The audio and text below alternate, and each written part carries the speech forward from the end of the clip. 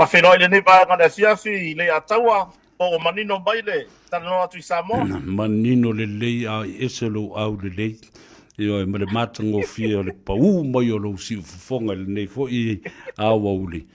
Watu le whamalo ma le whaftai lau lava papale ma le ono sai. Ia o lo whengai e fo i mai ta ua tele le tau longo longo. I mea o lo tupu i lo tātou. Tunu o ha mai le nai tu?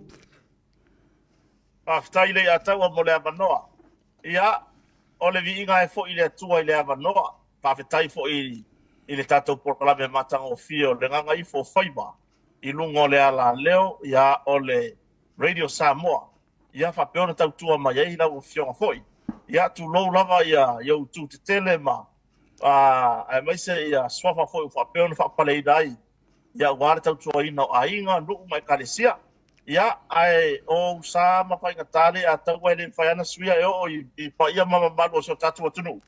Pe o pere o i se whamtalanga. Ia ele ma whai au na suia se vaenga i tas. Ia ai whawhino i le ne vaenga le fiafi ni swafa man malo. O tātou ali whaola i sukiriso. Ia wan whai foi ona bawa le nei lao le lei. Tā te tāla noa i foi i runga al pōkalame o renga i fo whaiba. Ia awa foi le whawhonga tāpua i su tātou atunu. Awa le mea moni rei atau. E iei tangata Samoa le mau te mafutai Samoa nei. E lei loa mea ia kupi Samoa. A le ai la pōkalame nei. Awa le mea moni. Wane o sea ko higi si o kiingi ala ko kiwi i pōkalame foi a nisi o ala atai nei. Ai pe o turi matai, o le mea moni ale ata ora tu tala noa tua. O sili atu le manino ma le tele o whamatalanga e maua mai e te utogi i atu nunga mau. Ngai ro maa koure ngofu ni Samoa. Ia pe iau na maari eire si tatara noa ngana lea na ngata maeta whasoa. Ngawa nganga ala i wharko inga mare lo makua. Ia, usu wha i roi whi au mga aruenga i masani ai. Ere ia se fisiri po lea se mea kupu mai lesi i kua Samoa. A o tōwalo alala papa o ia tunuma mau. O le ale taime mana vai le pō, e ti e re whane ta avale matiro tiro le telefoni po le ase tala atu i Samoa nei. E oe, mea fwela na e tele ai mea tu te sila fia i se o tātou atunu i Samoa nei. Ia nai o tātou a inga o matau whamuri i Samoa nei. Tūlanga o tau i Samoa nei le ataua. Matango fio le angi malu o savini. Ia o le aso le asa whaatino ai ia o ngā tūlanga lua. I le tele o ngā tūlanga lua i Samoa nei. Ia le tūlanga i le ngana Samoa. Ia le whaira sa whatasi atu iei pokaramere whanau. Ia sa whapea o na whaatino ai nisi o vaenga o le anganu. Ina ia mawhai o na tapu e o lato o langa o talavou. Ia se whaasolo tūna matua. Ia e leo mawhai o na tineia i lano tūlanga i le tātou anganu tū maanga se o tātou tunu i Samoa nei. Ia o le tūlanga la le tau. Na o le auli a na langona i le bela o le la. Ia ai PSC dia tu whaalongo i Samoa nei e ina i tātou tangata. PSC dia tu la para whaife au le la wa em whaina makut paulo. Ai a timu. Ia kai peila o le merenga o so mea sa. Ia wale i ropo wheku kusoro i vai se vai ane whafonga le tunu. Ia atu langa i so tātou tunu rei a taua. Ia olo i eiri tu langa o le mautonu. Olo i eiri tu langa o le mautonu. Ia ai o le tā whawhilo i le nai le ni vaenga o le fiafi. A wā ia nei a tātou wō ma paanga. Ia mai lātou e muri mai moina le nei porkalame. I se taime muri mai. Ia whawhilo i atu ma le anganga whaaloalo. Walo, whawtai, saulo whaaloalo foi. O whawhonga le atunu ia matapaanga awa o le mea o te fia mamuri atu le whawtai momua i lau sunga i le li whaasalau. Awa au te tau muri lava foi i lau porkalame ma lau whaasoa. I le tā ua tele o le momoli maia o ma tā upu tā ua fo i nā o loo te mau i loo whatu ma whaalongolongo atu i awa e tū manua e le tū longolongo o ma tā upu la i o lo au mai nei ia o ma tā upu na e sili o na fia le atunu o e whaalongolongo i hai ia ma whapena fo i o na lapata i ai i lātou i mea o le āwalu ia e ono tūla i mai i le lumanai. O baba ia tu fo i lau fo i whaatau tainga o si au polo kalame.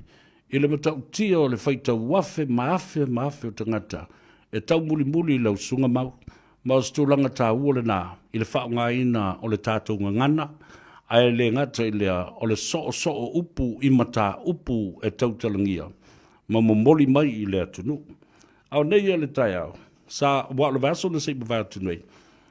Na avatu foi la por kalambe le tau o tele o le sau nonga le ai ala por kalambe le na le tau o le ola i le ngana male anga nu o Samoa.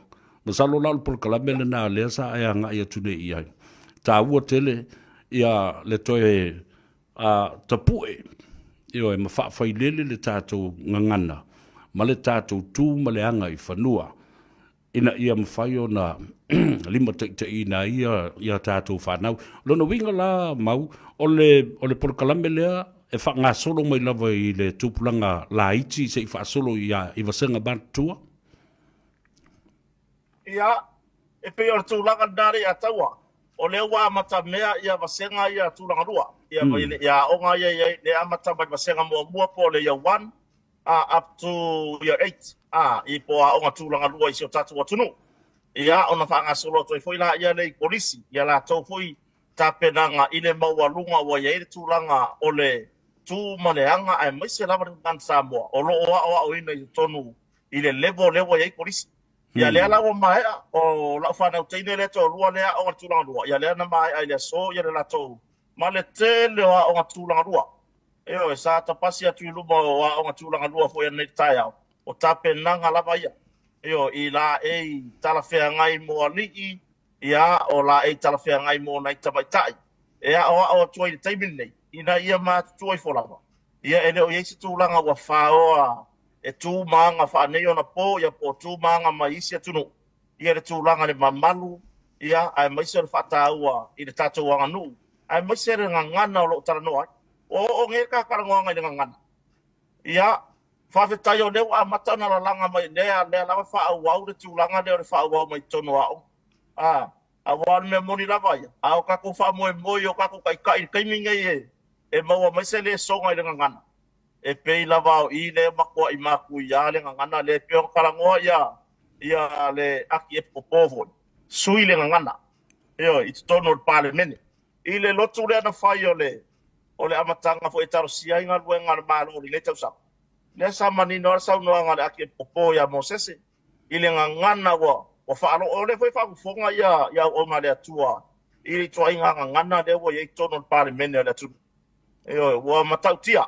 Ia o le mea moni, sa mawhai ona fia na ialo ai mai se ia le levo le i lunga kolisi. E whaalongo i fono le parliament. A wala tau mea onga. A wa fono le parliament e sa waife siri o suenga. I le whai unga tausanga po le suenga o le unga tono tausanga. A taimin nei, ia peo o musu mātua tau tuala tau whanau whaalongo i mei. Ona o leo mai tau atu. E matau tia le whi ai nai, mai matau tia le ngangana le whaonga mai tono le parliament. Ia e pe o foi le e a fua mai maunga manuia ma tūlanga ia o onga le lei mo tūpulanga lalwao. Ia ar mene ia ingi. Ia e mokua makau ki ar mene wa ia isi o tatu atu no ure i le mai mo mai fo i mero tupisa moni. Ale nganga whanaro le ataua? Nā lia lava. Mai e umau toi fo i mai le mata upule le ngana ma le sau luanga le ate kopo. Le anga o se wo ma mai ia te uma o le tama fo i o le falsa fotu. Ai, o le vai aso le sei mawai atu nei, sa o iai i Samoa. Sa o nau lava mba iai le manatu e maua se awa noa tā te whailoa iai, sa o atu o le tu ua o le malo. I le sunga le tama le fale i amateia, la uli ka lauka, lau pepa le tolu. Ia, a wale maua se tā awa noa, na o whapele a tonu e iai se taibi, a leo o maua le tā awa noa, whaaftei tele lava. Ona e tele vaenga sa o fia tala noa iai. O le mata upu le ngangana. O le sauronga le nā o te pi amba fo i ai. Faise mea fau.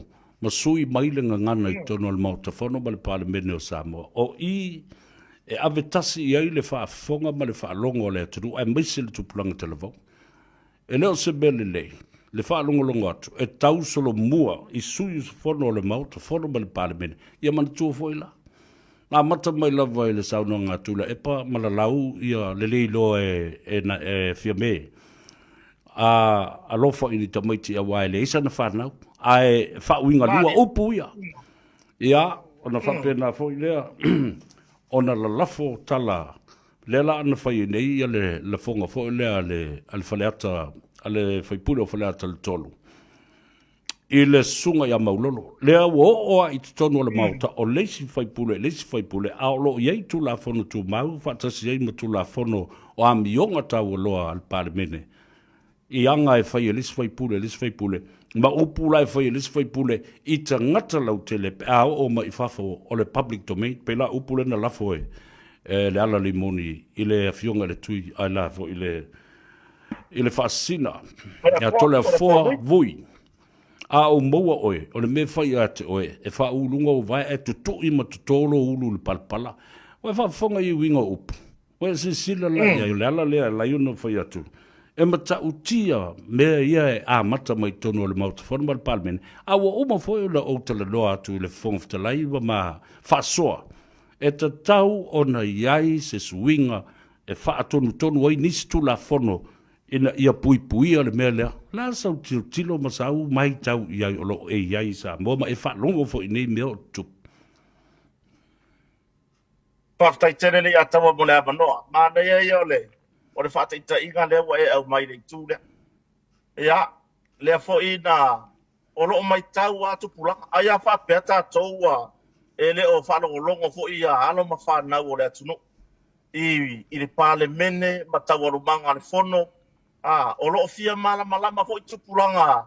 O ai tu ai ngata ita ia o loo turai ma le temi nei. Ia, leisi la foka lea na whaia le whai pura le mato i tu malo whale atanu me tonu. Ia le ala le pura rimonia iasi. Ia le whapea ai, e le tofia e le atua sa mua. Eoi, ia ua whai pe ua whai o se mea fo i lea ua e inisi o tupulanga la iti. Ua whai ala tau i lunga o le, i le tulau fo i lea o le TikTok. E pe ua whai ma mea ula fo i lea le matua o le taitai. O lo tilo atu iai.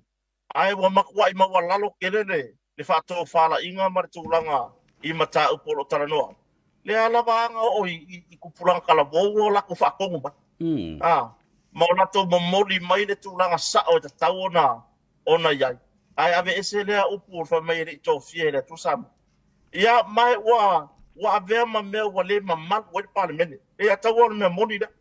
Wa avea ma mea wa matua i le ma malu wa i lawa le pale mene. O te whawhitai a uia, ia ele selu fo i sieta mali, o te taifono, o le vanga whau whai al fast, ia le lau del mali atoa. O le anganga le o le tamale tam whai nei. E oi, ai ani maenga e tupu tono le parliament, e tau ma whai lava ia le tamali e au mai tu la fono tu mau, o le maota, e lima taitai nai. Ma tau ma whai ave ese tu ai ngā winga ia malafonga ia, mai tu tono le parliament. Ia lea na o mai lava i whafo me o parliament. Ia e wa, o le wingo la utala i le me man. Ia lea na iwa na lafo peona e saunoare ata. O le sala lafo i lava ni whamtalanga fo i alfai pule lava leo whare ata rumoto. I sita mafo ia hui masina mua. Ia e whaisi o ngaonga. Ma le situ. Pe i fo i lea whaftai le vaenga le sama peona whaate ia ye. E nisio whanau fo ia le whai pule o sanganga numero lua. Ia maurolo. Ia manisi fo yo na o tangata palo to mai tu malo. Wa anga le fa ke ia le mele. E fa pe al fai pule le ona fai fai ila. Yo e. O le a walu ila. O le me boni. I fa matalanga ia na maua mai ati la tona ia i le fa boy le. Ia wala ki a malo le malo. Wala ki o le tiuta anai malo le malo. Ai a ona sori tu fo i tu langa i tu malo. Ona o le alo lo fo yo la to sui fai pule. Ia ele ese ngar wenga ma fai nai malo le malo. Ia ma o le a fia i fua ma i la tou. O alo ma fa na o le atunu. O lo tau tua ina ngar wenga fa leo. Talu ai mo le sona la lafo fa mtalanga i isi sui fai pule. Ia e tofu o ma lava ma ainga. E tofu lava ma o la tofu asino manga. Ia fa mtalanga nei. Pe wa avea ma mea fo i leo wa le ma magu ele pale mene. Ale atunu. Wa le eise tu langa ina wa ba ai sa mo nei. Wale eise tūlanga ma maru o iai. O le upu lea wa whiang ia i fo i le wai moso i sa monere a taua man whafonga so tato atunu u i atunu mau. Wale a mana ia e taitai o le atunu u le au palota. Eoi. Wale a mga ia wa whaia lako. Eoi, wa whaia lako e au ngoa moso lako siri mai. I le atunu u sa lai o na se ei ino for parliament malenga fa lo le atau Ua tatala noa nei le tūlanga o le vāna nofo ma le whaaloalo ma upu fo i sufi ai i o le tātou vāna nofo. Lewa e tala noa mai i le vā o le fionga i le tumaita i pārimia, a maise fo i o le fionga i le teitei fono le sunga lauri al maari atoa.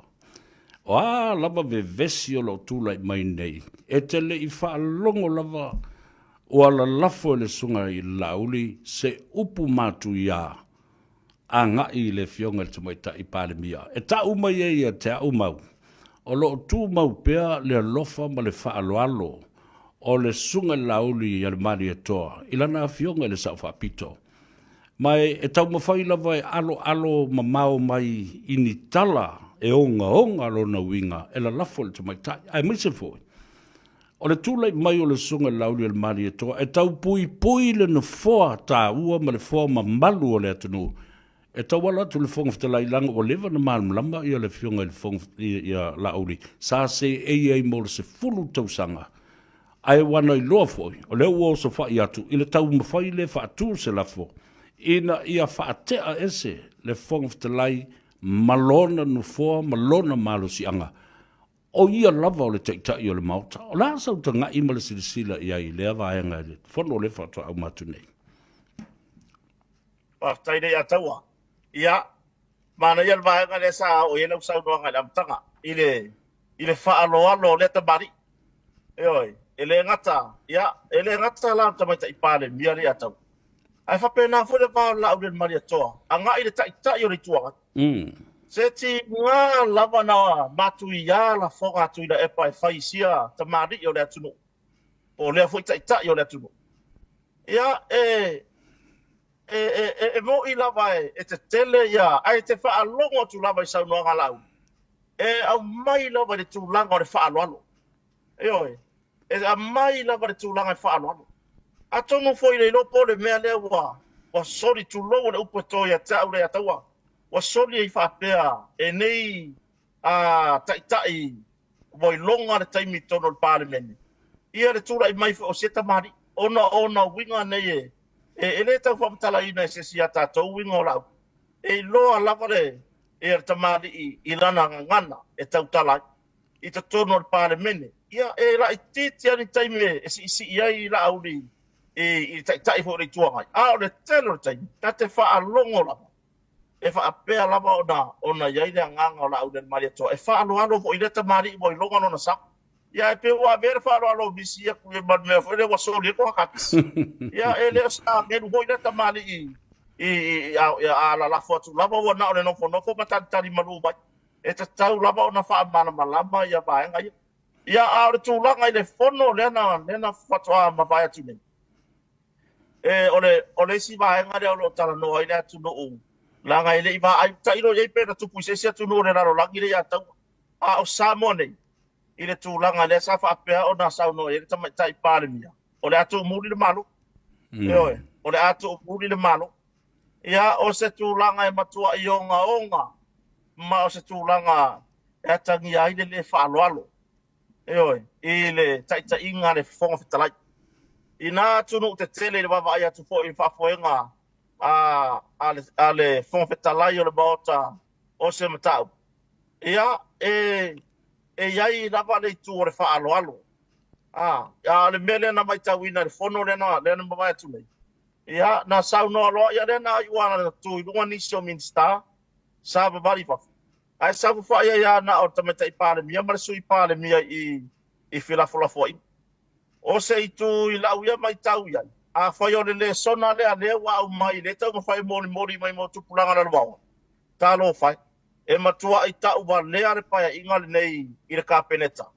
I le mai tau a tupulanga le rumana.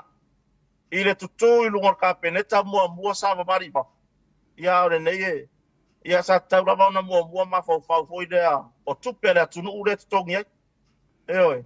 Mai sa tau lava ona tiro i seitu foi lea e sa ili ia tūlanga i ngase a malo. Sa le tau ona tutu i lunga o i fafo. Ai sa tau lava i le tamaitai paremia marka peneta.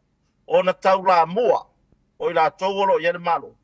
ia sa tau lava na tau la mua i le pui ngo le no foa ia mai se o tulanga tu la fono ia o tulanga le mai ia nga mua ku lu ma pe la mua ku lu le tu nga yo ia le nga mua tu lu ia min star cabinet ia no fo ina le pale mia male o le si vai ngo te fafesidia ia lo ma fo fo ia o isi min star ia tu lo le upule le fo le painga le fo tu la mai tofi min star ia kusa de wa ka inga ko ya mala ko I fatonunga a nisio min star yo ia avore ya se ma fo ile po le artu langa yo o ia tau manga le mta polo o lo fanga solo ne ia le la ka pisa le atawa ile avel mata abu fo mstonga e o mai le so e fa pe avo se mta abu fo ile lu fo mstonga po se lu I fartu la fono e o la fa ka li bon fo fe kala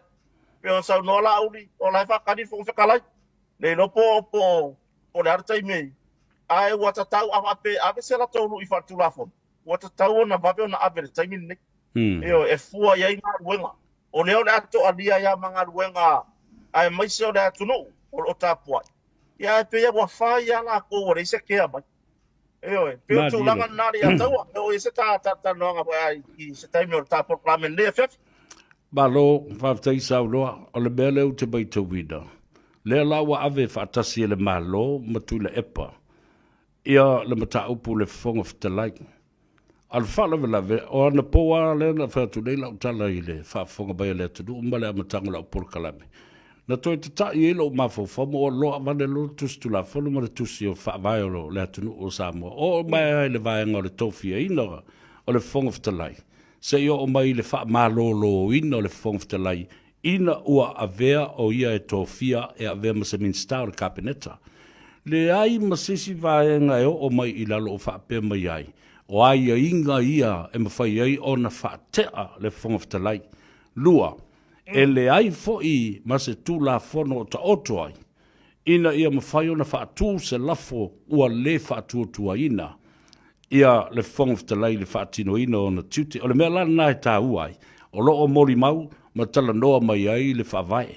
A o le mea lena o wawa ai atuna I ai pe o se tanga lea ma se ngai o inga le atau whai. O le atau sue, se lua vai tolu, e whai ai se tū la whono fau I le aso lea.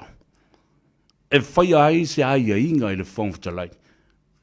Ta whewhe he le matautia. E le ma whai o na whaatino whapena, under urgency, se mata upu whape nei e aia ia le na whoa, ma ua sa ti ai le mamalo le na whoa o le whongftalai.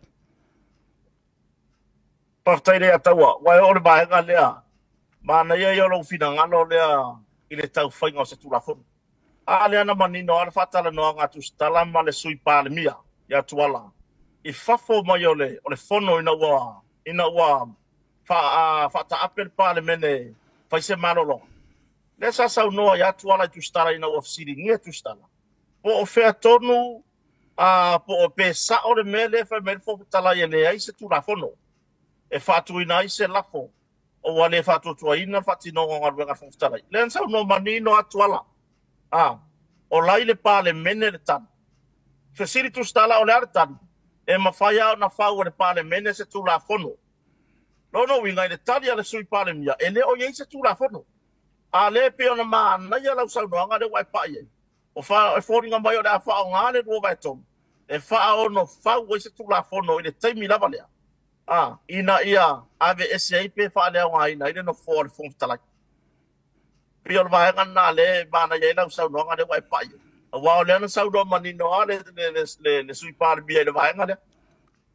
O le so bau, o lo whailonga I nai, ia le aso whaavao malo le tāu o tina, mata mai tai, o le atunu u atoa, I le lalolangi. O le asau tanga iane ma sau sila I inisi o ngā inga o lo whaatino, ia a o le afo I sau wa ai māua lunga le tūlanga o si tia I ai, ia le tamau ainga o tamai tai malo lātou to mai, maanga waa, I to finga ese o le malo. Paftai a taua. O se tūlanga winga ese le pai inga le nei, ina o mai le whainga malo ar whatu tuele, tu sa mau tasi. Pea mai tau ia I whaurulunga mtanga luenga. E peo lea numera silia ia le tūra I mai o tamaita ia vea ma whaurulunga mtanga luenga. Manisi o tofi maurulunga le malo. Ia ai pe ta ina o tūla I mai le vaenga lea. E pei voi lea atangi a mai sa tau lava ona tau la mua ta I o tato malo e whaatūlanga le lei. Ia porta mi tai pale mi e whaatūlanga. A wala le aso le nei. Eoi, le aso le nei le whata ua ia tūlanga I tina ta maita. Ia, ua laki ona o le aso whailonga ina po I mo tamaita I malo le malo. Le sa whapea ona alua le sa wali whapitoa na o tamaita I malo le malo e sisi ane tanga vai luma o le maota le malo fo I matangi alua. Ia, lea se e pei o le tau la lanu mai le whapitoa le aso ne. Mea moni.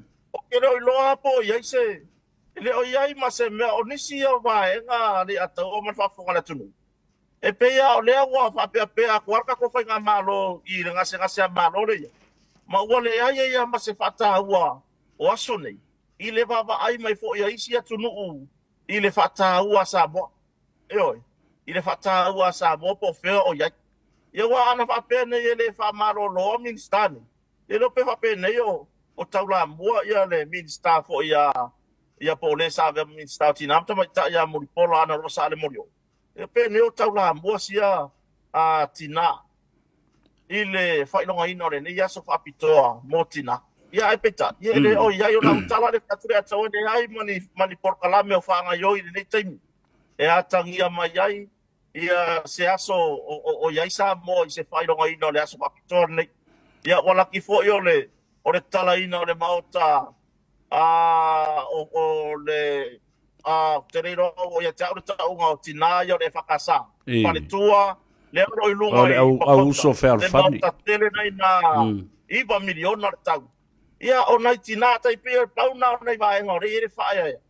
Ia ma hoi nei ma tau la lanu mai ere tūlanga o le whainonga ina o le nei aso whapitoa.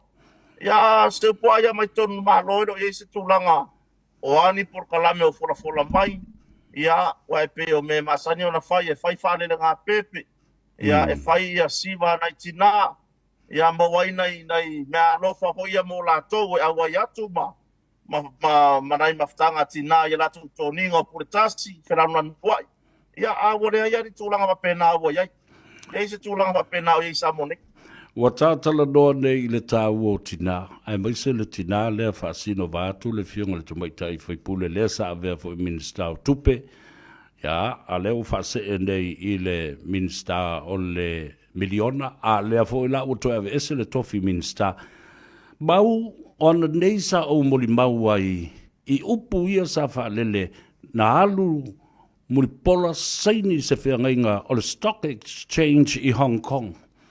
Na matua I tu I vesiri e tu stala ma le press conference len fai nei lea la ua tali malama ia ana rosa ia po le fionga fo le tamaitai fai pule ia mulipola o te lei sainia se whiangainga po o se mea e tau e yeison sotanga I le stock exchange I Hong Kong na alu I le fono ma tai ma whaatonu sili o le Sheraton Hotel Aggie Grace ma le Marriott Hotel ona o le 5 miliona le te leo o le afo le no ngā tupe le na whai atu I le malo.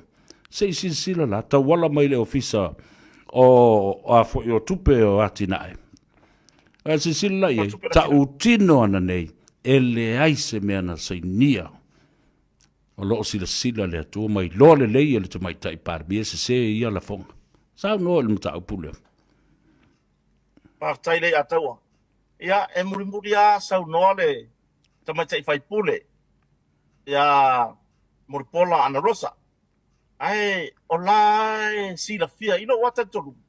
O te ino lai sila fia e pare mia. O lunga o talai le itai le lafo le na fatu. Le wa le ga sau ka pa, le upua ia, le sau a fa sau ea fa. O lai manino. Le na toi a mai uma I lunga ni so sau noa I tono pare mene. Le sa fa pe foi na siringia ia fai pula vai mau ai asula mana. Ia esa fa lava le toma tai pale mia mai fa pe mai. Ele ia lu le minsta saini ia ni vaenga. ini tulanga ini tupe whapea. Money exchange ia poa umata unga isi i tu ainga business. Lea na manino lava.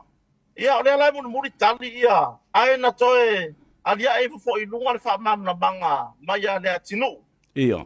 Ile malanga lea a le whaipule au ave ai ma minister tupe. Ona o le tulanga fo i lea mai ma nei ia le whamam na banga ana rosa nei le fono le fola le whalam tustala. Ia. Ana banga whaupai. Lea sa maninoa o fono whapene e tasire le au wala na watu ai o le fono ma pulenga ma whaururunga o whatal maloia le Sheraton ma ai e tele isi mau tamai fono o ma whai ona mo mono i foi e tonui ia ma whaonga ai le taimi lea watu ai e oi a o le anganga lava ia na malanga ai le minsta e pe ona tau tino mai o te tali tonua uia o tala lava o le ia o le tau ia tu langa le ngasi a malo le atau ia o mea na tau tino e moni o mfaya na le fa amonia temine o mfaya ko sa o mane le ai langa ro sa ni le amara o no tu langa ile ita ia tu sai mane la fo wa fa fo le ile tu le la o lu i tama tai fai pule ia na rosa tama tai palmia e au mai la i luma ni fa mau mau o le alua e saini tūlanga i mea lo fa peona sa no ma tua ia tama te pale mia ia tama te au mai luma ia tūlanga ni ana fa mawa ia a le ai nino le ai manino na toe na tali ia tama te pale mia ina ia pui pui mai le minister ia le fa pela pui pui mai a mea na ro fa tino va nga le ana fa mamna ma sia me tono parliament le mafu anga tonu na lai ona alu le tama te minister ile fono le ia ai wata tonu wana le ata o lunga le itao o le safa pito ia le anga makua i sawa ia sawa mai si me winga ia lauli ia a le ko ina tali manino nei ma fola la auli le atonga o ia mata ile fefi nei le fono matustala malanga fa lo e lau sila le lafo le na fa tu e tu le pa wa e rola utala na vai atu na tongi la auli lalo le maunu ma le matau ma le manatu foi lea eva ai po ai mua ai le matau lea ma le maunu lea i le lafo po ai langolangoina le tamaitai a palemia i le lafo lea ma le manatu o lea o toi whaatutuaina o ia e le lava le pusa ona sa i o toi la epa ma nofo i loa ai le maunu lea lea le taunu unga fai le latou lafo e le taliaina wala lango la auli i o i le palemia ma le vaenga e to sfur ma le to lima ina ia mawhai o na pasia mua tu la whono ia ma ta talo atu i atu la epa e ape a whaatelitelenga se lai titi a lau tau lafo se i eisi teimi ona tātou li liu whaatasi e tuwai le whai ai le ai o le mwhai ana tu ule to ina ua mana o lava e whaanga yoi le lafo e au noa ma le toe tolo po ina o le mela na tu lai mai a mau wa uba na mali lie i le lafo lo na lua lea. Talia mai e le fionga le fongftalai. Ai ua tala pelo lo la le mea ua whai ua whaangutu lua le to ina. O lona tau i masui, o lau taltarunga lena, o se tau i masui ala auli, i le tu la i mai. E soani e whaamautu le la tau lafo. La sauwa ai oe iai, a o lau le nama mātau iai. Taile atawa pana ia ia le vaenga le o ia le tatala noanga le fiafili nei ia wa le mea moni ia i le matou mai tau i nei Samoa fa soai fo ia tamari io foi menge o inga aba Samoa le atau oi e pe mulinga foi fina ngalo tono pare mene i manatu o li i mafailaunga e poto i le lofi ia e ka ke fa longa ia foi le i le ftena inga manatu le tulu male le mautonu tūlanga e pe ona iai le vaenga. O le mea moni a ia i le mātou tala noanga ma meo lo o whiangia i le wemas o i Samone. I le lafo o le HRPP, po le lafo atu i le epa. Na manao atu i le epa e whaatino le lafo le au noa malona taria ina o le se tua lalo ala au le mare toa. Whaatele ngese. Ona o le manao ar toi ina a whaapea e au atu la auli mare fast i le lafo, i lana lafo. Mauti noa ua to'alia e whaoma taimine o to'alia ngā ruenga whamstoka. E le pāsia le whawai. Io, e le ngā ioi mapasia tulafono, teu ngā tulafono whanua maswafa. Ia, ai manino ia peona e saunore ataua, le saunoanga le a lauli. Na ala na le lango le lafo le a tula e pa. E le whapea o le o e lango fia me, le ai. E le o le anganga lea. Na ala na le lango I, se I whatino mua me no fola le atunu. Le ana lai o lango e maulolo le, e le whaipule o sanganga numero 2. Le lafo la le tūlanga I le pasi e ina o le whaamai, ma teu o le whaamai. Ona o le mata upu tonu wale a le to ali ai, ia le mvaa fo I o le mata upu o lo tala no ina le mvaa o whenga ma le wa. Le to ali ai lumon whamsinoko whanuma swafa. Le alana la iona lango e whaipule le o sanganga numero 2, ia teu manei. Ona la si la fia maulolo. O I tonu ai au mai ale tari pe ato I minoi ngal wenga whamsinoko. Ia le ala, awai o le mea moni aia, o le finangalo tonu ale o tuila epa, malana lafo. Ina ia aua ne I a pasia teu ngal whaavai, ai mai sor tu la fono o whanua maswafa. Le ala ua mai alo na whai. Ia leo mo le lao le leo o lauri. E whai e le lafo, o le whatotua ina taita inga tamita I pāle mia. Ia, mai na mawale whamtalanga sa tau whai maari lia uma iai. Leo wato e pipi mai ia tuila epa. Mai e foi leo I le whafafonga le atunu. Ua matua I loa I le atunu u le melea. I le tangata tonu lava le whaangutu lua. Eoi. Le ua makua I loa I le aku. Kakaka le pipelo I. Eoi. Lea na alanga e soli tula fono le tula I mai o fia me. Malana ka peneta. E soli tula fono le tula I mai o minority government. E whaauauanga luenga le malo. Lea ana manino. I lesi ana whaatanoanga marisi o tustala. O rea sao lauri. Ua paura sa kaimi waka whaarongolongo. Koi ua whapea mai stui. E sao lauri le melea. Ai whai ane le lafo. Ai o lango, ai o koe lango le mea. Lea ngā pipesi ai mawhai mai e sori kulafo. E sori kulafo. Ia o le mea pito siri na mana ia. Ua wha mawina le lafo. O le whaatuatua ina. A la auli. Mana vanga whaakwai al fast. Ua wha mawina. O lea na whai le lafo o le whaatuatua ina. Ia, po le alawa tu nga wo ia. Ia, o lea ua whaatai, o lea na wha mawina. Mai, o lea nganga fia ia te ila tou, ia la au le mani a toa mana vanga whaaukwai. Le lua sipuru lea. Ua mawhai ona toe minoi nga wenga whaamstonga whanuma swafa. Ia, le ataua a todo e maniso mata upolo a inga I sa monei. Na to a lia I tula fono nei. Lea la ua toe minoi. Lea ua toe masa tusi whala wa I tele mai ai ia le pulenga fo ia le ofisa whamstonga. Ia whawhetai ai fo I tu malo umasa lango ina le ia teuteunga ia tula fono whanuma swafa. Ia ua kaumangifi mai whaira whapupuku o si vaenga whamstonga whanuma swafa. Malenga whanaro le ataua. Ta lo whawhetai ta ua tele awa e leo umatangata I le whamstonga o sori ngā tula fono. Ai o le mautanga se ngase o whamstonga whanuma swafa. E o uma I le atunu. E anga waa uma I le atunu. Lea la I le toe au maia ma le pasi o le whaonga ida o le tula fono tuai e fitu tausanga na te pena I le awhi visalau valus fuma le tasi. O se fianga fo le nā ia te au mau. Ai maisa le whaafonga mai le atunu. Ua toe whaafo I lea o le whaamsinonga whanua ma swafa I lona tūlanga sai ai. Malu mai lunga le whaamsinonga o soli ngā tula fono. Toi ave le whaamua ma le whaahulu I le whaamsinonga mawalunga o le whaamsino sili lava nā te wa aia atoa. Se I o lava I lalo I le whaamsinonga whanua ma swafa ma le fionga le Palestine. Ta ua lea o la utilitilo I ai. I le mea mana oi I la uli. Ia pasia mua mea nei. Ona ola ia le toi whaatu mai le latou lafo. Ai sila fo ia. Ua mate ia fo ia le fionga le tamai tai pāle mia. Ia ngai o inga ia whai. E manatu ina ia pasia tu la fono. Ai umai fo lava. E sa ua fo le sa pelu o le lafo e sa lalo ai ia le mea. Ia sa ilo fo ima ia mawhai mai la. Oi, o la lo tau manatu.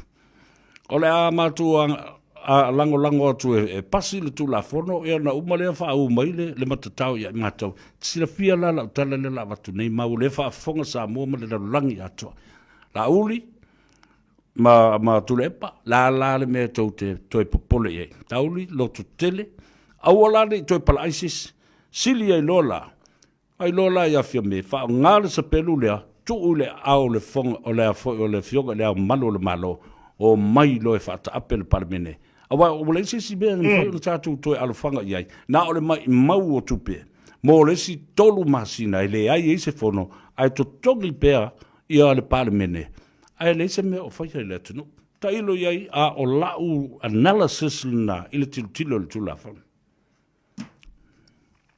le atawa o le be moni na o le si vai nga pito sili na matautia i lafoi o me monia ia pala ai nei tapipi pala ai le kapereta e toi foi e fai ka palota tala monia nale atau pala ai e toi foi e fai ka palota pala ai e toi foi mai la tunu o fe sili ai e oi pe o tu lagal na e ele minsta sa no pono foi le asona tala no ine la fonne sa no fo ma u fa pe nei li mai la lo kesi la lo le la fo ma tatalo atu ia tua ia lofa mai. Eoi. Aole mea monia ia o le tūlanga nawa tauna ia. Toi fe sili le atunu. Eoi. E inisi o porkalame le ataua. Ea asetasi fo tustala. Ia desi ka mai whaki hoiki hoi lea. Lea ua pese fa mai tangata uman lango le fast ua lango ile. Ile HRPP le taimin nei. Lea ataua le batou ile lo nofo i Samonei atonu lea na e malanga atu whai ngol vasore tenei. Ua whaata tele ina ai na alu nunga le lango le atunu. Ile mata upu le nei. Ile fast. Io, ai mai se lava le tu le ia lau. O le ao ngā o le mele tupu nei. O le ao ngā foi o le matila o le vevesi le tula i mai nei tono le parlemene. Lea wao iai ei man whamasinoga tono le atunu. O ai tonu atangata pepelo ia o lo i temine. O le mea molia nari ataua ua matua i e va ai finangalo le tunu ua matua i tua ali a sa o loto finangalo o le tunu uri tūlanga ua o lato i loa le leile i lafo i na whai nei tangata pepelo le o lo sa whai tono parliament ioi ai mai se lava la i nei tū o le whai ngā malo le na suia le whai ngā malo a tuira e pasa tūla i mai fita usa ia ua o le si va na ua tu umusu solo i whamtalanga tangata i Samonei le mea li le kako va nga di o ri ko yo fa lango yo le chapi o kala nga le o fai o te o foi nei tangata le mama e oi ile sa malanga mai nga tu le e pa wa ngalo ngi ka aka sole ia le taimi foi fto a u fa le parliament ia le taimi na matua isa mala mai tu le e pa ia na fa talanga o le tau fai o upo e fa manu ai le loto o le ngi o ko yo fa tang sia tu le pa sepso swan ya o le tu por termine o sin ele no po feo y ele va fa ya la to lo tu la iman malo ya le ala wo feo ai me fa pe fon tanga matulanga me fa ya o tati ai fa pe nei da tunu o le lo le tunu se yo mai fo e fa mal malama mai tala no mai ona mal malama la yo le tunu ar me monia ia ile matou i la fer wa i nei mo fa no i tala no tangata ri ataua ia wa makwa i no e tangata Samoa tangaka pepelo ye ko parme ka le ano lo fo yo ye tono parme ole vai asu na se i mavai atu nei ole ulu ai fono ale na le ainga fatutu e le tu Samoa tas talu mai le tausanga na te nei na wa uma na whaelonga le whatausanga a sila i mau na uma natu whaapea ai ua avea le mea lo tapisa ai tangata ma le ngasi o malo le asolo muli ai le lango o tangata. Ai le ai. Na matua i whaatu mulia ma papa tu i le Ora Huhu Rugby Football Club. I le to a tele o ia matafou o wa ai ai manisio i lato. Na tutula ia ma whailo le fongatia. O i lato sa iai i le HRPP. Ai taruai o na ua lātou tilo ma vava ai, ma whaalongo pea, ma ua na nau o lātou loto. Ile sunga lauli al mali ato, ma na saunoanga. Whai e ama lātou whai unga, ai se sila iai. O tai aola, o le asumai ia le mauta Samoa mai Samoa. Ma o le a whaasopolia ai a inga se fulu ma le ono. Se fulu ma le ono clusters of the fast supporters group around the world. I le lalo langi atoa, i le taimi lava e tasi, a o le tāle nā o le iwa i Samoa, o le iwa fo le nā i nei au kilani, i le tā o le iwa i nā i Otahuhu Rugby Football Club i New Zealand. O lono winga, ele ai ali ele solo muri le mea e a tili ai le toa tele o le atunu wala lango mai i le afo le whaatutua i le tu Samoa tasi ma le sunga lauri. I o ele ataua, o le tūlanga tonu le nā lewa iai. E o ai Samoa nei. I le tūlanga i seo tatua tunu i Samoa nei. O le tele o tala nana lafo i siata mali i o le atunu. Ia, o le tatala i le o le malama anga o tangata Samoa. Ma fia o e lango. Le mea le o lo tau mawhai mai ei la auri ma le tūre. O le mea moni ai. Ia, o le tala le waruine. Ia, o le pale mia ia malana ka peneta ma le vaenga atole iai. Ia mau ki ngoa o le koe fo i mai. O le koe fo i mai, i le whai ngā palo ka le lumana i nei. Bo le a fo i le babe whai se whai ngā palo tō, o le si mele li atau. O le e wawai atu i le taimi leo ko whatūlanga mai le ofisa whai ngā palo ta. O leo ko hanu le tūlanga fo i lea wai peo na whatūlanga mai WhatsApp sitting ia le komisina whai ngā palo ta e tustala. I le taimi sa whaapea o na whaalea ngā ina, i le lola tuai, e ta pena le lola mole. Ai le tūla, i mai whaale tonu lea. Lea sa manino ale tali ale komisina whai ngā palo ta whapea mai. E o ne lava le whai ngā palo ta le lua awhi lua suma le ono. Ele i Ua mae ane lei ona restala le lola fou mo le whai ngā palo ta le. A le ufate ia le atu nuu i le sau. E ka kala mai le kako officer kai au ka nei ba le pōs pa ka pungi. E oi. O le tūlanga na nei ai. E pei la va foi le o yei se me o kau mori mai le kaimi. E pei la va yei se me o kau mori mai se fe au le kaimi le o ka pungi. O ta tala tau nei ba le pō na nei. Se i vanga na i le weekend. Ia a wale whaingo restala. Ia waka ma whauri mapea. Pea ia se mea o le kau mai kai miria. Pea e whauringa mai e uana tupu le mea le te sauna so iei le atau. E uanga kupu ka ape kai minge o e whaipinga paro. Ma o se tūranga le lei. O se tūranga le lei. O le toi fo i le atu nuu e whesili iai. Le nei lava tātou te nofo. Tātou nei na whiriwhilia le pāle mene. Ia ai, o ringi au o whaila koa ele se i fo i mai e whesili. O le a se tūranga o iai. Ia maranga whalaro le ataua. Lua upu sa masani la o la unga atua i le tunu o la upor kalame. Mua whaperitania, reconsideration. Toi whatutu na i o lo iai le taimi, e whafo ala mea ai le mata upu. Ai au tilo atu lana na nginga i le sauna anga le sunga i le whongwhtalai. O le taimi ato le na tu atu nei. O le awa noa le na, e mawhai ai o na toi whafo ala mea, le anga o mata upu whaaloto i whale, vaenga whai ma le lātou whaafale tui o i lātou lawe pa uiai. Lala fo le na le whaia sana whai unga i le mata upuna o tau nuu le tusia la uli ina i le whaate aina o fia me ma le sito lima. Ai le se mena whai. Le reconsideration na lua o le reconcile. Ioi, toi wha le lei ma whio i le alofa i le onisi. Ioi, e ma whai ona lātou toi fono ni wha le tonu o le upenga lea. Ai o mai, toi se fulu masina, uma ma whaata apel palemene. A len sau no alfong ftalai. E le i tupu se mea o lono winga. O ai lai ma fua mai ai le fe se inga lea. A wale ma whai no mai whaatas. Tolu lau ma ta upulu mea lea.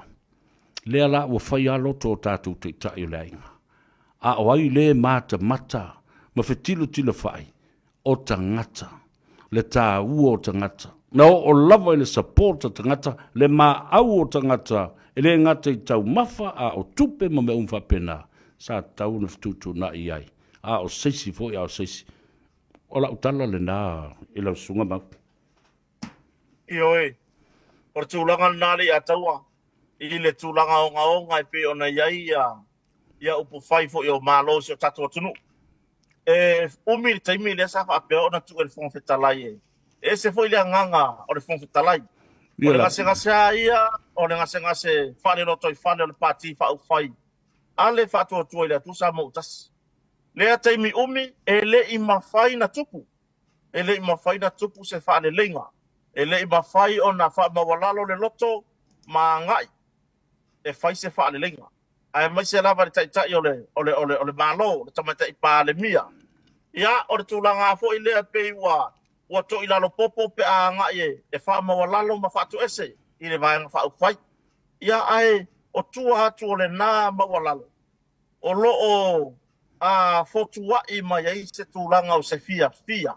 Ai le ngata I lea o le whaate teleina I o le lango le atunu. Sa ia le manatu maungo te awa I lo fina ngano le atau. Sa tatau o na tupu tūlanga lea. Se manu whapenei ua matua I matango fie. Seisi moe fowe matala mai pe ana whaapea. E maliere tamaita I pā le mia. E sabali. Ia ma toe wha le leire vanga wha upai. Ma toe wha maupopo. O ia mwhai o na ia whai atu langa lea. Ia ai peitai. Ia ua le ai ale. Ua ese ale le vae le meua tuta ina. Ia ilo na ia whitungana. Ia ma o lea wo o ilawa se tūlanga o ngaunga. Ia awa o le sia mata upu le pe o na maali I talanoanga le atunu I Samone. I whelaflafo inga ia pe o na whai mai ua whai tu. Au le whonga whetalai. I leisi tu. O le fesiri le pe to I Samone. E fia e tu o le parlemene o loia. E fia vanga whau whai o lo I tono le parlemene. Atu ugo ia wanoa le whonga whetalai. I le vaenga le ilau. Naka o le vaenga konguanga le malo. Eoi. O le vaenga konguanga le malo. O ia, o le sori tu la fono. O le siku, o le tuangai. Ai pe o mea o le koe le tunui. O la e kua vangore fo ke kala ia. Ia maresi mea pe o na maari e sa noanga fo talai. I le ma whainga ke e ngā mō meo wha ila dea. Eo, ia e peita.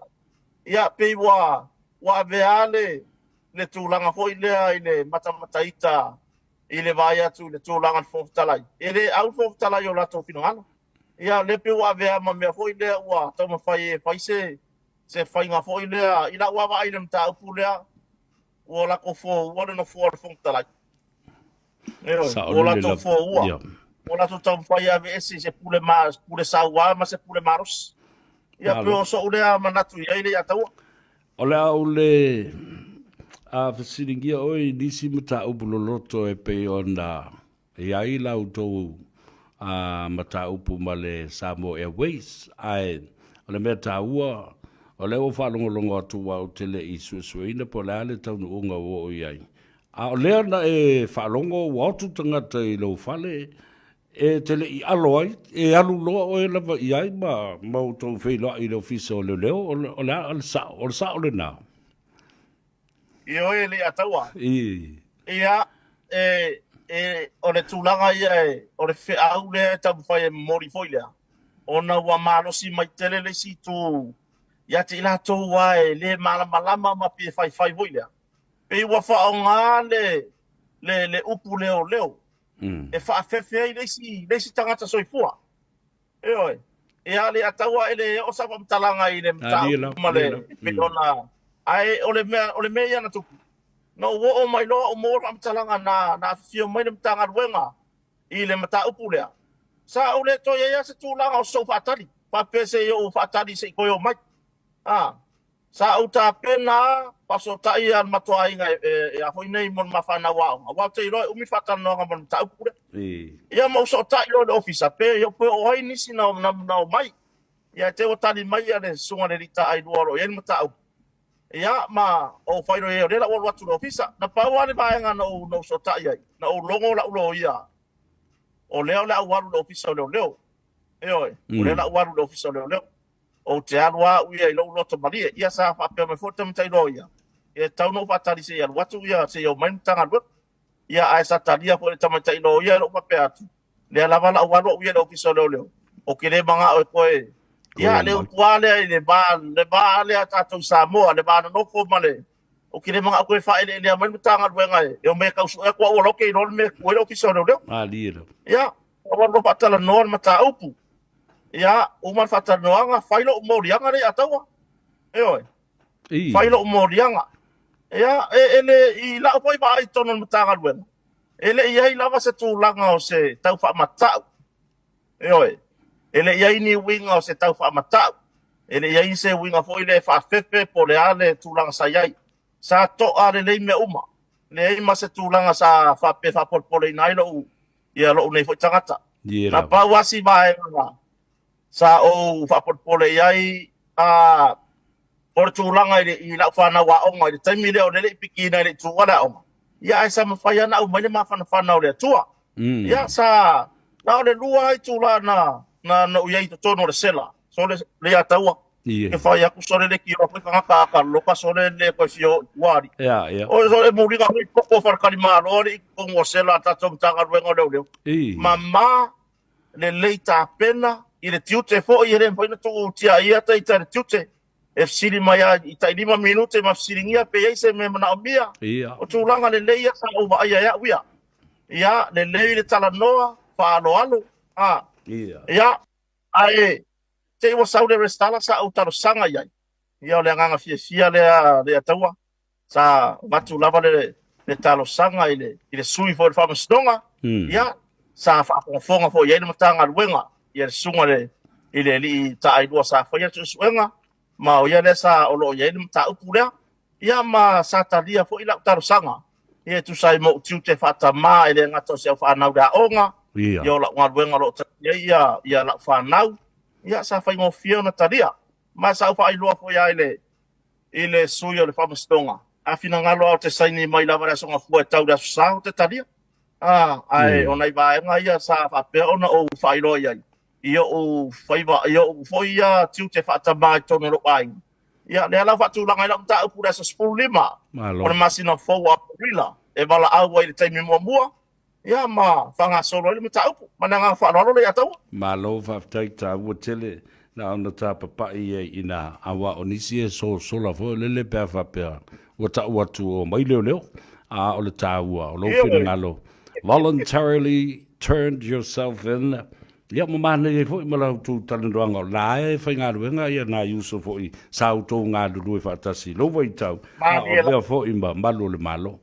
Mau, whaaftai tene lava, hele i se tau ia te au e tau ia ia lau taimi ia mai se whai ia lau whaasoa, manino i le whaafonga le atunu. Ia i mata upu ia tuli loa, mawhia maua ia i se maamna maanga.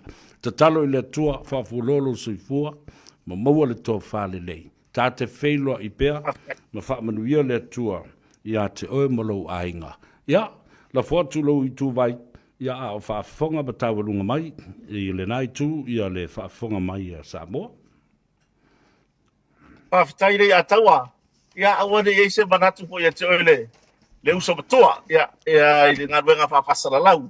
A bea e tā te whaia nei mea uma ono le mone nau se taui. Le ai o le whaonga ina o le tāleni. O le vaenga mua lea, o le whaonga ina o le tāleni, o le tala noa.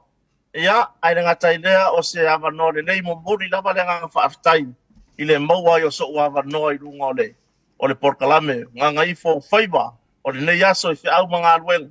Ia, ai le ngatai lea o le tatou leiti o le Radio Samoa. Ia, whaafitai tele mo lo awanoa. Ia, anga le leile atua, puri tele ia whaamanuia i te oe foi, le uso. Ia, po lau whionga foi o le porkalame. Ia e maisa le pulenga tatou Radio Samoa. Ia te ilatou uma o ngā lurue. Ia, ai le ngatai leo so tatou atunu. O lo tapua ia o tatou whaivaro whiri mai le aso ma le aso. Ina i mātua o lo. Ta oto mai maota malawa. Ia, ma tapua ia o tatou ngā ruenga. Ai maisa foi. Ia o nei o tatou to whawhine mauso. Wa whai nei porkalame. Ma uo ma mai. E turi a pū. Ia awa nisi o mta upu tā ua lo, ma whai o nā tutupu si o tātou watunu.